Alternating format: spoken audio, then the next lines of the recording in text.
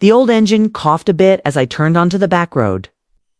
It always did that when it was damp, like it was clearing its throat before settling into the steady rumble I knew so well. Rain spat against the windshield, not hard, just enough to make the wipers swish back and forth like tired eyelids. It was late. Later than usual, Mrs. Gable had needed extra help closing up the diner tonight. And Lord knows I needed the hours. My shoulders ached from carrying trays. My feet throbbed in my sensible shoes, and all I could think about was kicking them off, making a cup of tea, and maybe just sitting in the quiet for a bit before falling into bed. The quiet was still hard sometimes, even after 2 years. Tom had always filled the house with his whistling or the low murmur of the baseball game on the radio. Now it was just empty. That's when I saw it. Up ahead, pulled onto the muddy shoulder, was a car so fancy it looked like it had beamed down from another planet, sleek, dark gray, the kind of car you see in magazines. Not parked halfway in a ditch on Old Mill Road. Its hazard lights blinked weakly in the growing dusk, like tired orange eyes. A man stood beside it, his hands on his hips, looking utterly lost. He wore a suit, though the jacket was off and slung over the open driver's door. Even from a distance, I could tell it was expensive. His posture screamed frustration. Normally, I might have just driven past. Late night, lone woman, stranger on a dark road. Common sense tells you to keep going. But something made me slow down. Maybe it was the way he looked so genuinely stuck, like a city bird stranded in the woods. Maybe it was Tom's voice in the back of my head, the one that always said, "You help folks when they need it, Sarah." Simple as that. Tom would have stopped, so I did. I pulled my beat-up sedan onto the shoulder behind his gleaming machine. The headlights cutting through the drizzle. I rolled down my window, the handle squeaking in protest. "Trouble?" I called out. He looked startled, then relieved. He walked towards my car, careful not to step in the bigger puddles. He looked younger up close than I first thought. Maybe late 30s? With tired lines around his eyes, but a kind face. "Evening," he said, his voice smooth but stressed. "Yes, quite a bit, I'm afraid. Hit a pothole back there, a monster, and now, well, it just died. Won't start, not even a click." I switched off my engine, the sudden silence filled only by the rain drumming softly on the roof. "Mind if I take a look? My dad taught me a few things." It wasn't strictly true. Dad taught me some, but Tom had taught me more. He loved tinkering with engines. The man hesitated for just a second, maybe surprised by the offer coming from a woman smelling faintly of fried onions and coffee, but he was clearly desperate. "Please, if you wouldn't mind." "My phone has no signal out here, and I haven't seen another car for half an hour." I got out, grabbing the old flashlight Tom always kept under the seat. "Pop the hood," I said, already walking towards the front of his car. He did, and I peered inside. The engine was a marvel of clean, complex machinery, nothing like the greasy, familiar tangle under my own car's hood. Still, the basics were the same. "Try turning the key again," instructed. He got back in the driver's seat. Silence, not even a groan from the engine. "Okay," I muttered, shining the flashlight beam around. Battery terminals looked clean and tight. I started tracing wires, my fingers carefully avoiding the hot parts. Though the engine hadn't been running long enough to get truly scorching, my waitress apron wasn't exactly mechanic's gear, but I tucked it out of the way. He stood beside me, watching anxiously. "Do you see anything?" "Maybe," I said. I wiggled a connection near what looked like the starter motor. It felt a little loose. Sometimes a hard bump can jiggle something just enough. I pushed down on it firmly until I felt a faint click. "Okay, try it now." He slid back into the car. This time, when he turned the key, the engine roared to life. Smooth and powerful. Relief washed over his face so completely it was like watching a light switch on. "Incredible," he exclaimed, getting out again, beaming. "Absolutely incredible! I was expecting to spend the night out here." "Just a loose wire," I said, wiping a smear of grease from my hand onto my already stained apron. Happens sometimes, especially after a big jolt. You have no idea how grateful I am, he said, pulling out a thick leather wallet. Please let me pay you for your time. You saved me. Oh no, I said quickly, holding up my hands. Honestly, it's fine. Just glad I could help. Someone helped my husband once when he was stranded. I'm just passing it on. Saying the word husband still felt strange, like trying on clothes that didn't quite fit anymore. He paused, his eyes dropping to my hands. I followed his gaze. I'd pushed my damp hair back from my face, and now, under the faint glow of his car's interior light filtering out, he was looking at my left hand, specifically at the plain gold band I wore on my ring finger. It wasn't my wedding ring. Mine was a delicate thing with a tiny diamond chip tucked away safe in my jewelry box. This one, the simple, slightly worn gold band, had been Tom's. It was too big for my ring finger, but it fit perfectly here. I wore it every day. It felt like holding his hand, in a way. The man's expression changed.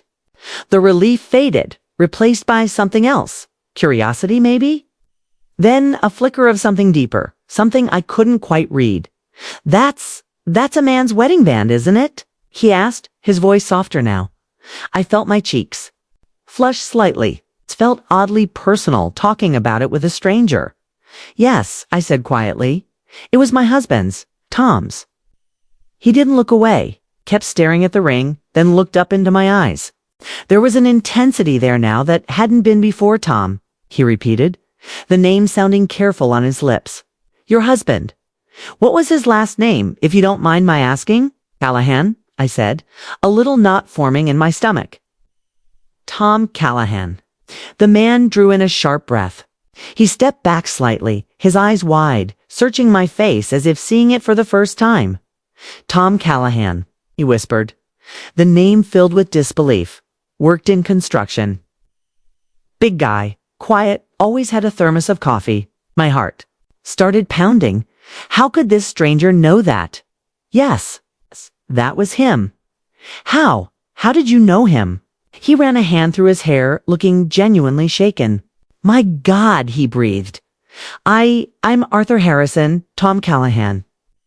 He worked on the crew that built my company's new wing a few years back. But more than that, much more than that.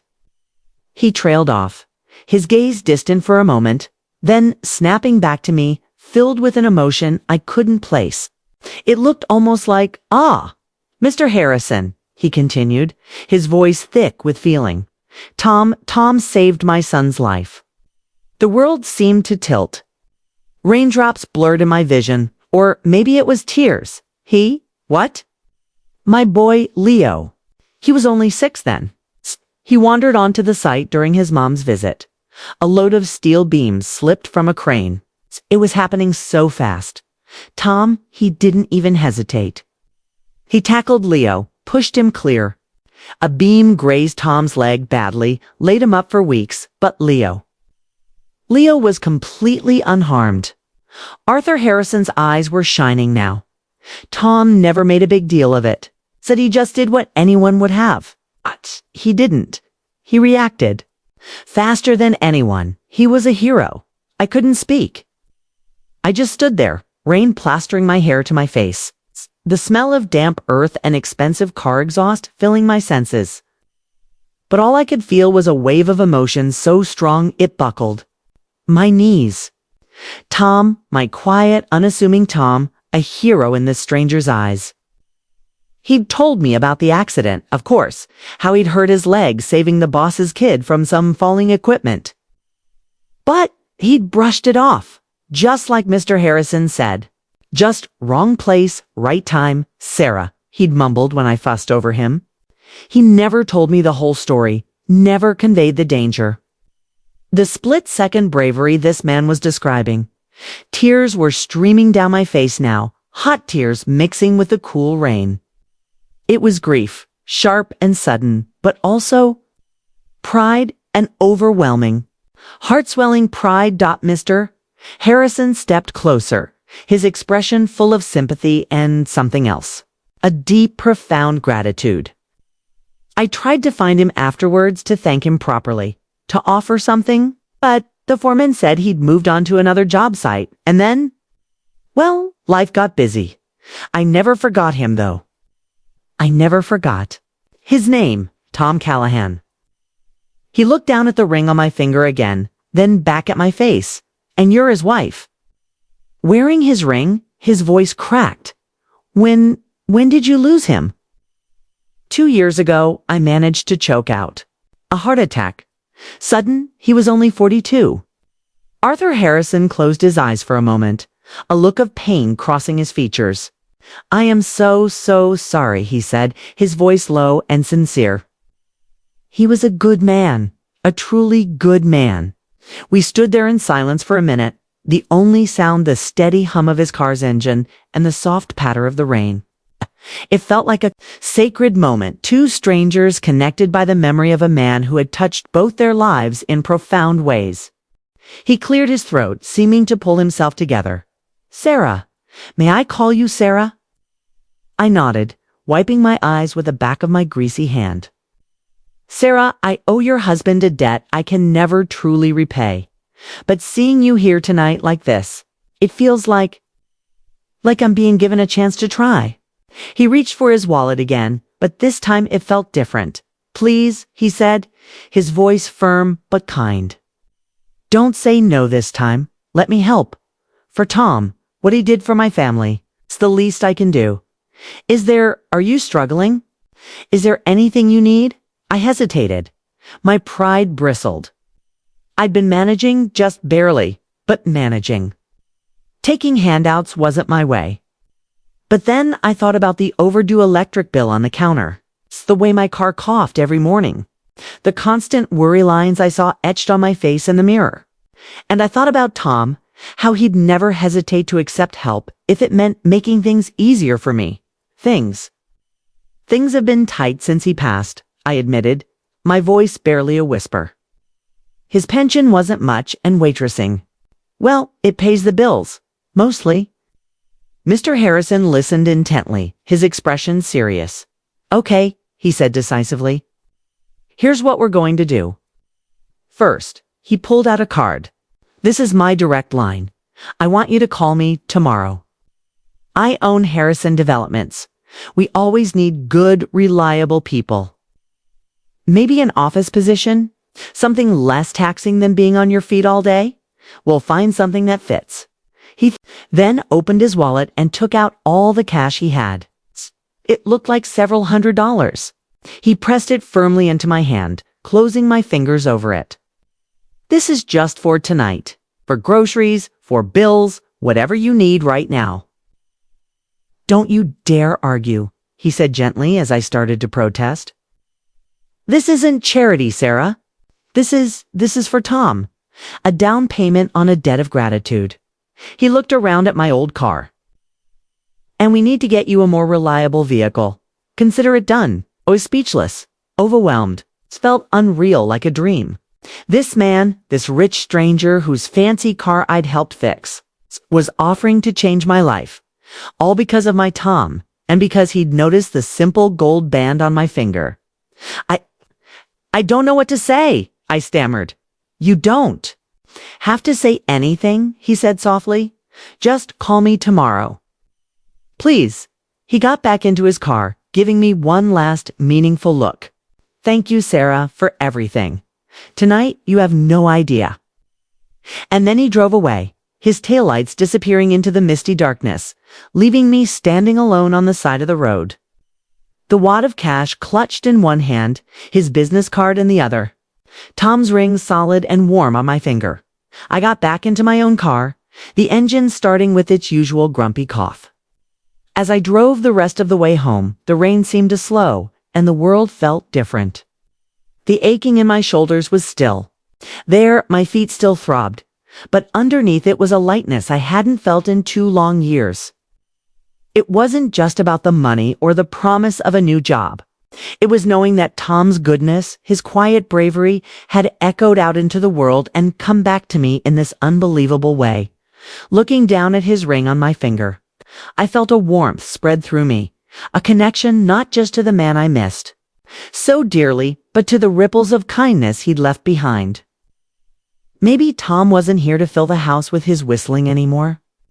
But tonight, it felt like he'd found another way to look out for me. And for the first time in a long time, the quiet ahead didn't feel quite so empty. It felt hopeful.